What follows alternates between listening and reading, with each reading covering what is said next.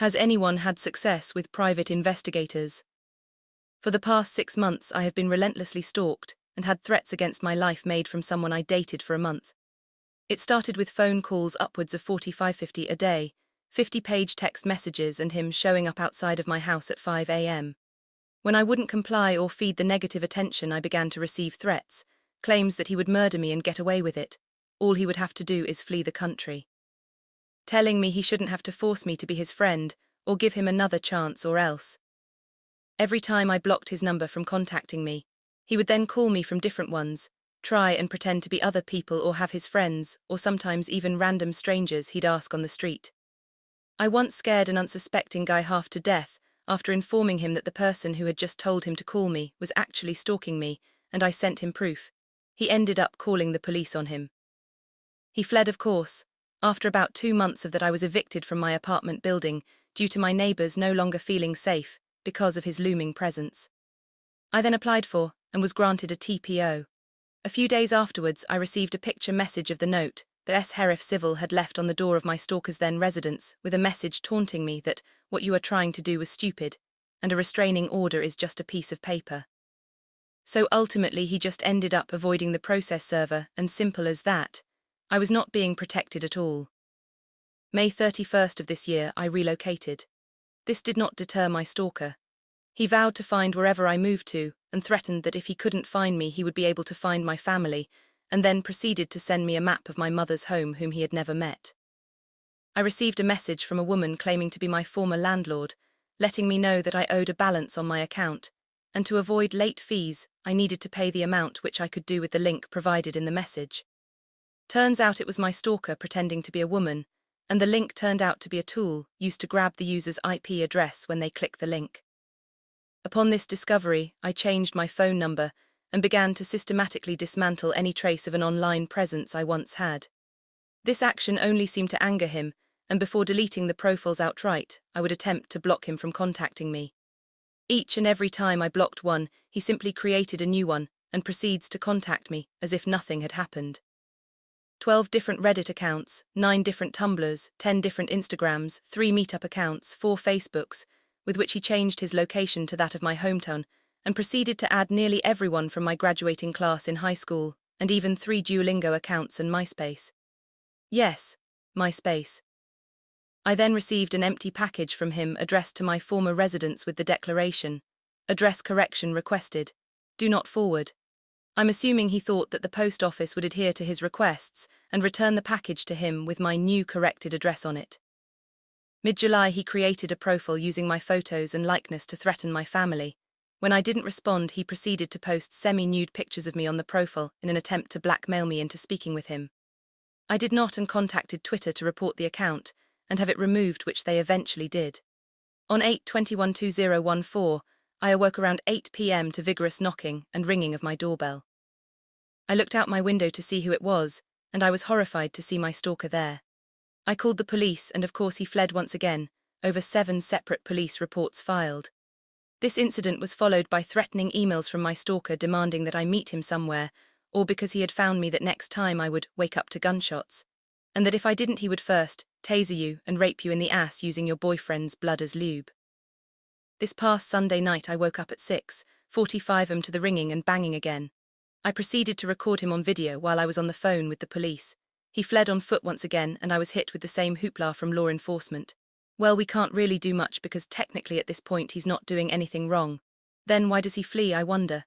I obtained a TPO again, but I have no solid address for this dangerous person. Which is why I am in dire need of a private investigator to assist with finding said residence so this person can be served. I hope you might be able to refer me to someone who might be able to assist me. I've developed insomnia, depression, anxiety and paranoia. I am completely isolated. I am 22 years old and I have no social life anymore. I have 0 friends. I've become a shell of my former self. I faced eviction and lost a job because of this man's behavior, and I don't know how much longer I can survive. There's actually so much more filler shit that he has done to terrorize me, but for the sake of this already lengthy post I tried to condense it. I have proof in the form of recordings, event diaries and copies of all of his threats, interactions and attempts to communicate, and would be more than willing to email them to show I'm not lying. I am in LV if that helps at all. Doctor, people overuse the word stalking so much these days that no one takes it seriously anymore. As soon as someone doesn't like someone anymore, they call them a stalker. This isn't staring at your ex's new lover's timeline longer than you healthily should. This is the real scared to sleep at night deal. I have felt the fear before and it's eating away at me. I need help. Badly.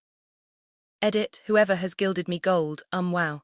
Thank you so much. As pathetic as it may seem, Redditors and Imgurians have seriously been one of my only sources of comfort and human interaction for the past few months. You've known how much these communities helped out my constant sadness. I see you r/orwa, you guys seriously rock. Thanks for being here for me. Image description, a photo of the slightly open door. The chair is in front, pushed to the side. Black paint is covering the side of the door that has been busted in. Arrows, most likely from crime scene units, are stuck to the door pointing to individual spots. I'm writing this staring at the mess the police left for me, in a bit of a fog. After 6 months of stalking and threats against my life, my stalker finally snapped and decided to kick my door in and make good on his promise. Out of fear, the past month I had begun sleeping with a chair propped against my front door, to give myself a few extra precious seconds in case of emergency. I shudder to think how differently things might have turned out had I not barricaded the door. I awoke around 1:15 am to the sound of the door giving way after one kick, followed by the sounds of my stalker struggling to dislodge the chair while forcing his way inside. I jumped up and grabbed the gun I've learned to do everything, even shower with. I stood at the top of my stairs and fired twice. Hitting him in the chest, I hear his scream, his disbelief that I'd stood up for myself. 0 to 100 in milliseconds. I've never been so afraid in my life. I do not know if he is living, but I do know the police have him, and that's what helps the most. For months of him evading the police, I began to question whether he was unstoppable, untraceable. Houdini, he would murder me and get away with it. As of now, I'm in a haze of guilt, surprise, relief, and disbelief. I shook as the canines dragged him out from his hiding place under a bush. I survived where so many people do not. Holy shit, I survived. Edit, the outpouring of support is wild. I can't thank you guys enough. Everyone can be a critic, and the fact still remains, you don't know what you will do in a situation until it's presented in front of you. Those who believe there are other things to be done have never had someone tell you that you no longer deserve to draw breath and mean it. And for the should have fired a warning shot, folks, there are no warning shots. A gun is a deadly force. You only pull that trigger if you are in fear for your life, and all other methods of deterring are gone. When he kicked my door in, there was no longer a deterrent preventing harm. Warning shots are dangerous and could hurt the unintended. This is not a Wild West movie. That's what responsible gun ownership is. I'll update once things have calmed down a bit, I promise.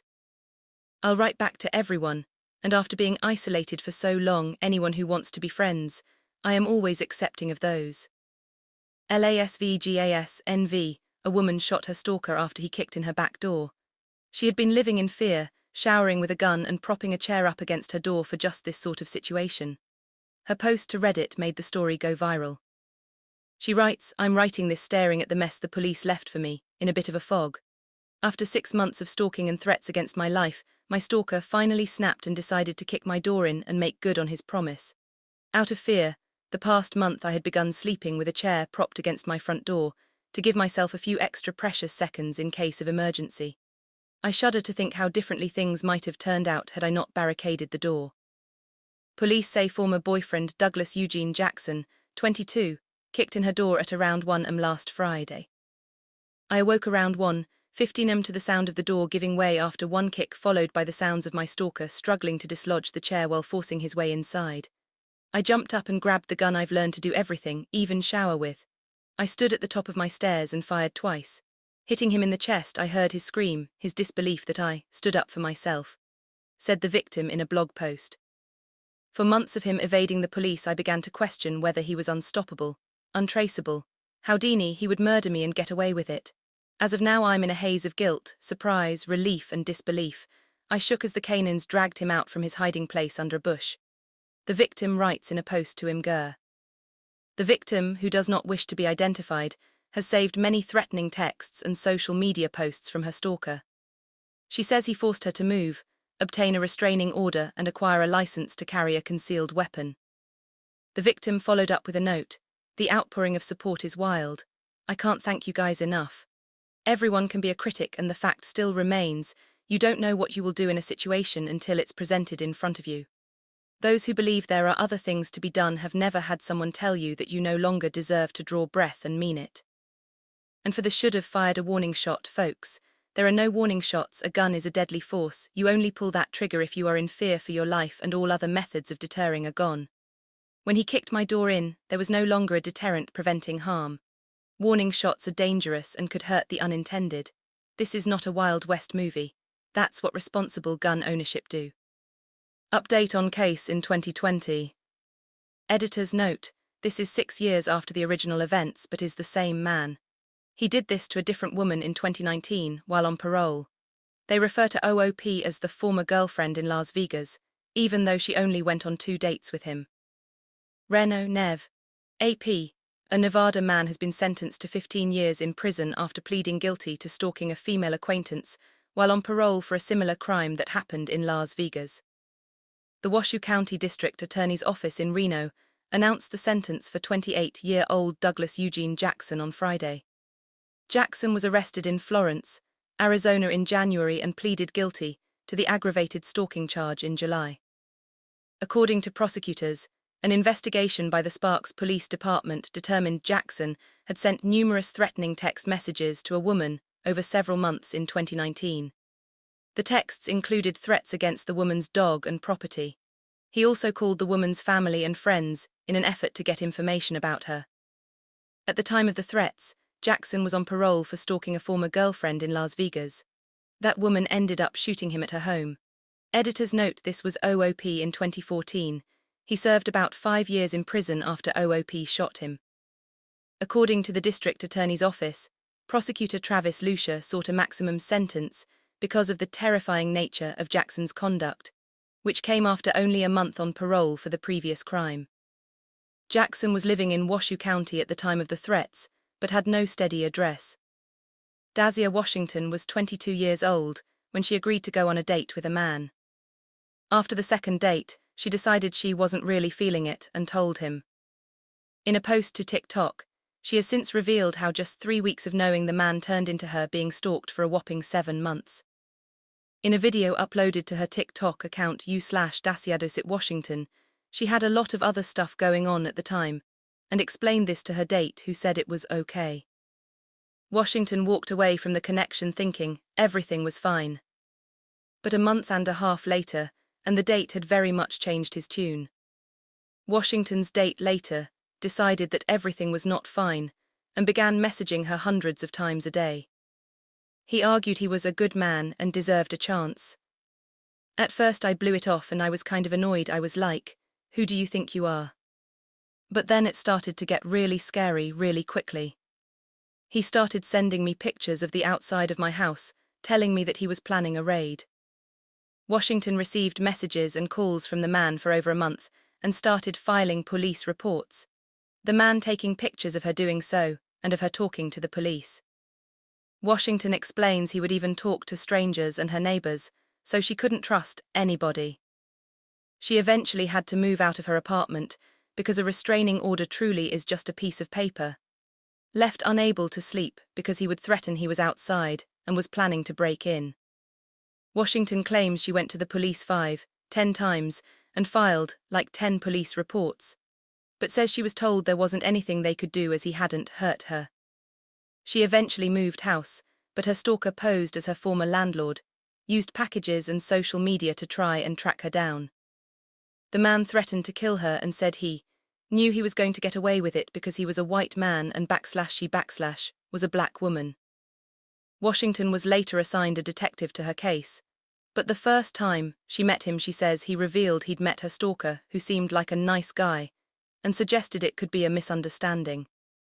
I knew at that moment this man was going to kill me and he was going to get away with it. Washington's stalker changed phone numbers and even used Duolingo to try to contact her, and it was when Washington registered to vote, he finally found her address. She resolved to buy a firearm, despite being very anti-guns after her parents were shot when she was younger. The man kept demanding they meet, threatening if Washington didn't he would grate her and use /her blood as lube, and frequently turned up at her door, dodging police. But suddenly he went completely quiet. In September, he came for her, kicking her door in. Washington said, "I remember just grabbing my firearm off the table and I wasn't angry, I wasn't upset.